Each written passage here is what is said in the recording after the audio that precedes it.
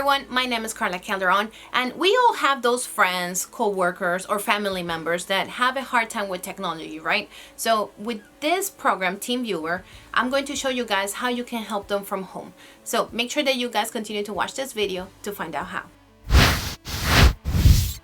There are two different ways that you can use TeamViewer. It could be from your phone or from your computer. In this video, I'm going to show you guys how to do it from your computer. Let's get started.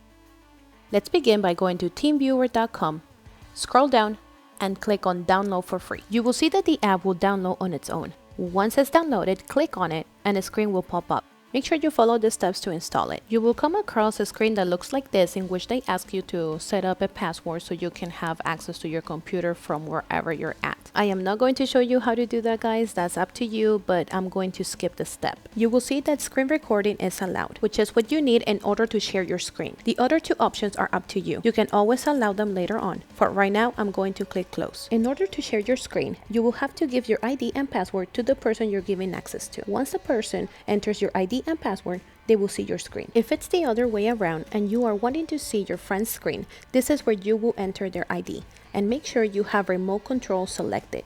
Once you click connect, you will be asked for the password, and then you will be able to see their screen. The reason I made this video in two sections is because I didn't want to confuse you guys from going from the phone to the computer.